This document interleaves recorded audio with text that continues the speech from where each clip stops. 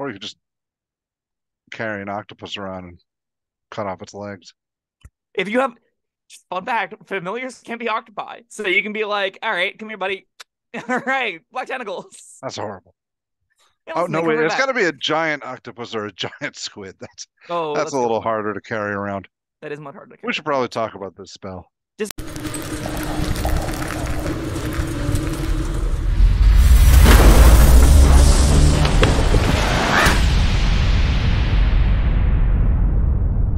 Hello, friends. Robert Bevan here, author of the Caverns Creatures series of comedy, fantasy novels, and short stories.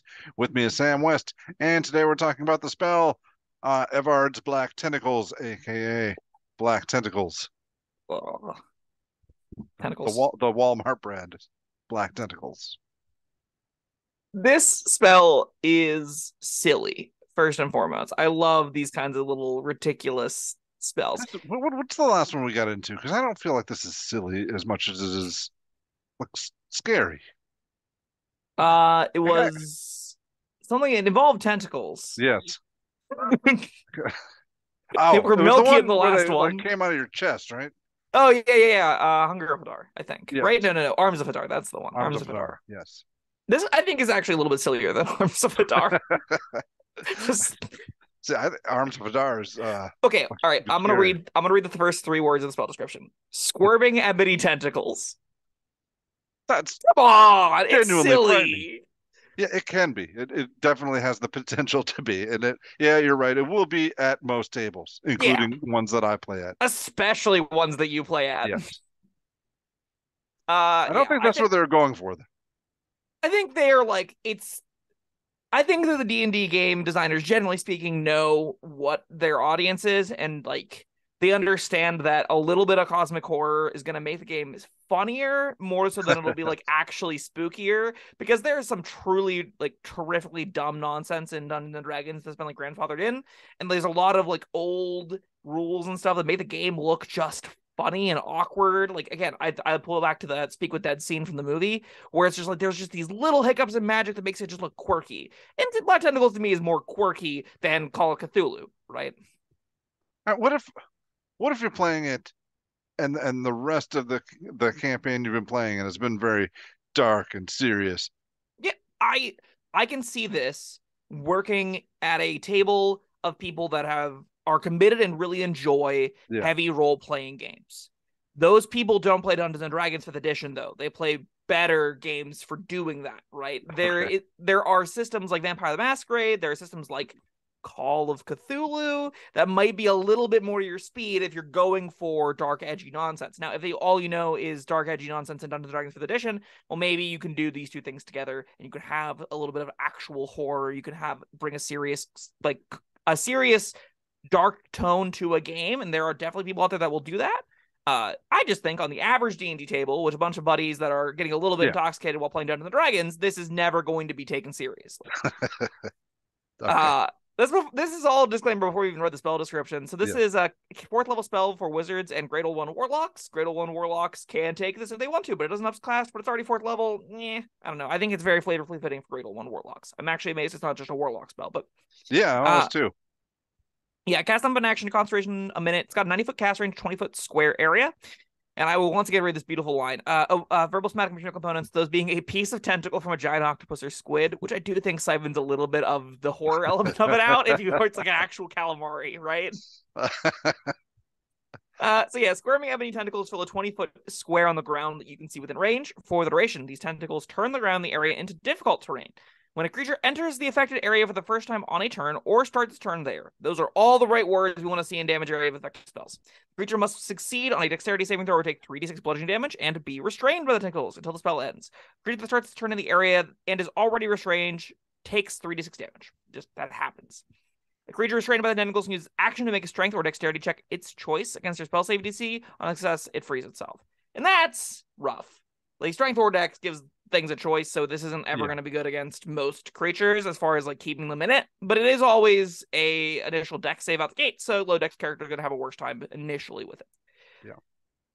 So while it's funny and cute and a little bit ridiculous. I don't think it's that good. That being said, I've seen it cast a couple of times, and it was like, okay, it ate 2 things actions, it did 66 damage. That was fine. It's like pretty inoffensive if it gets to do that. I think it'll pretty regularly do that. Man, I was just thinking, like, wizards or any spellcasters really that have a lot of components, they must smell like ass. Because, like, a piece of octopus, that doesn't age well. I think, again, I highly recommend every single spellcaster out there look at your component list and think about the logistics of it. And it's a genuinely little fun way to give more life to your character, because that is a problem, right? And that's a cool problem that prestidigitation solves. And all of a sudden now you have a real real reason why your wizard would have prestidigitation is to make the octopus that they keep on them to summon dark inky tendrils. That's a little play pattern that I really like. I like that maybe that they pickle them, that they have jars of them. Yeah, they have right, to open up and pull one out, right? There's a lot of cool ways to manage your spell components. I will stand by one of my favorite characters ever. I talked about him in my last video recently, Gibby Hilltuft. When we talked about Warlocks, we did Archfey or something. We had a cart called the Swaggin' Wagon, and I had gone into the cart and I had found out the full logistics of how much space is in it, how much space are we working with, where are my containers of grasshopper legs, where are my containers of lard, where are my containers of all the little bells and whistles and things that I needed for my spell components, and they were just all over them in large quantities that I would just pull out. I had them kept in specific ways and stuff. It was a really fun little character building experience for me, and my party loved it too. It was a really cool, like, party building thing just to have this wagon full of weird eclectic magic things. And Black Tentacles easily fits into that, like, oh, why is there just a giant jar of pickled calamari here? Oh, the wizard uses them to cast spells. Sweet. Love that. The barbarian munches on them and the wizard uses them. That's you only so need one. Fun. This is not consumed. I know. But, like, yeah, there is fun character building elements to have that kind of effect, right? If you have a jar full of them, then you can snack on them too. True. I would highly recommend playing with a variant where you do consume them, because it makes it a little bit more fun just to have jars of them as opposed to just, oh, here's my just necklace calamari. I guess you could have imagine a wizard that's got a series of just dried food around his neck, like some back guano in his back pocket. He's got I gotta crab through all my crap and find the right one. That's fun. That's fun too. Yeah. Or you could just carry an octopus around and cut off its legs. If you have, fun fact, familiars can be octopi, so you can be like, all right, come here, buddy. All right, Black Tentacles. That's horrible. Oh no, wait! It's got to be a giant octopus or a giant squid. That's a little harder to carry around. That is much harder to carry. We should probably talk about this spell. We've been talking about it this whole time. I don't know what you're talking about.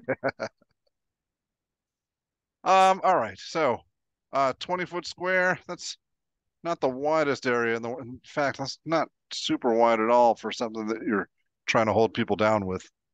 If they make their save once, they're out of there. So yeah, that's not amazing. It's big enough space that in tight corridors, this will do exactly what you want it to do, Bob, which is repelling blast people rather than do it, right? Yeah. The fact that this says whenever it enters the space for the first time or starts its turn in there, it makes the check, means if you push someone into it, they save, and then it happens again. And those two things mean that you're very likely to restrain it, and if you do restrain it, you're really happy with that outcome, right? Not even tight corridors. I mean, there's always positioning, which you're a fan of. Somebody escapes it, I can, go over this way, blast them, and knock them right back in. I love the play pattern of, like, Misty stepping over and then Gust of Winding, or I guess not Gust of Winding. It would have to be Agonizing or Repelling Blast or some form of other cheap push option, just to be like Misty Step, push with a cantrip.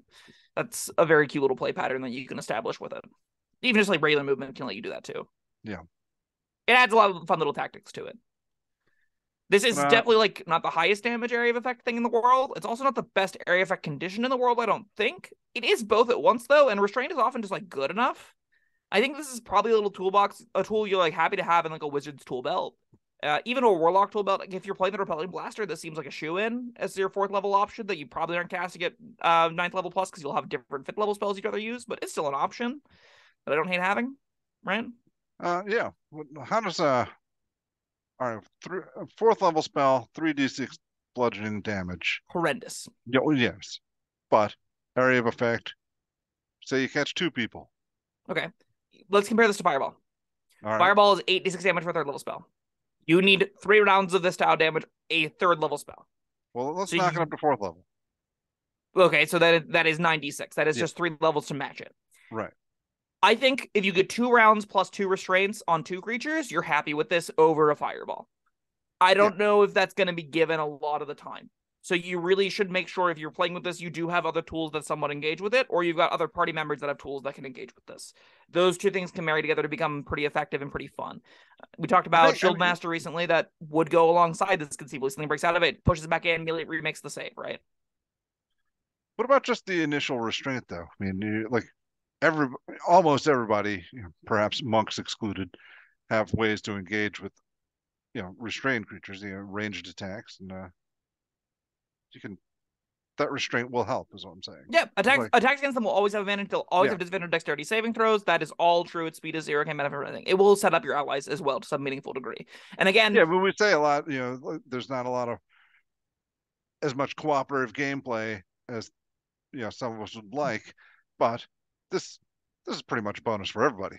Yeah, this is definitely a big, really basic bare bones. Everyone easily cooperates with this. If something's restrained by it, people can attack something that's restrained. That restrained thing isn't going to get to other allies, so that feels like you're playing defensively too. There is a lot of give there that's going to make it feel pretty good. Now, is it better than just blowing its hit points up? Probably not, but maybe. So, there's going to be...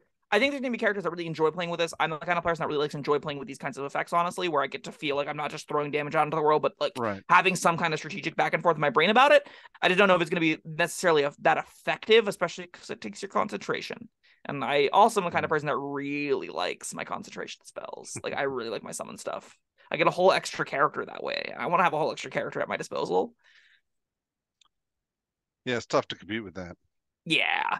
I think ultimately that's where kind of falls apart a little bit is just it being concentration really makes it I don't know if I want to, I got so many better things. I'm going to get rid of something I could polymorph into a squirrel and then it's just guaranteed out of the fight. If I tentacles it and it passes and then it just charges at me anyway and I get my head cracked in, God, that feels pretty bad. I guess that kind of happens the same thing if you miss the polymorph, but if it can throw a rock at me or whatever through the restraints, if it can shoot me, cast a spell at me, the restraint doesn't remove it from the fight in any way, shape, or form, so... Something that'll be, okay, I'll take the 66 damage, cast spell, breath weapon, throw rock, right? Yeah. Beholders don't really care whatsoever if they've got some black tentacles. They just look down, it ends, and then, bummer. Well, that's pretty niche, though.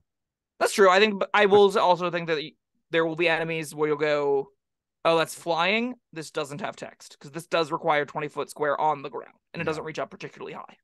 Yeah. Cool. I like the spell a lot. It's probably a perfectly good 3 out of 5. I like that the spell exists. I think that character sheets will have fine times playing with it. I think parties will enjoy the imagery, and I think the silliness is all in its favor. I'm really glad that we started this video with 10 minutes talking about just BS about it. That's honestly a lot of fun and Dungeons and Dragons to me. Yeah, that all adds to the silliness, I guess. Strengthens your argument.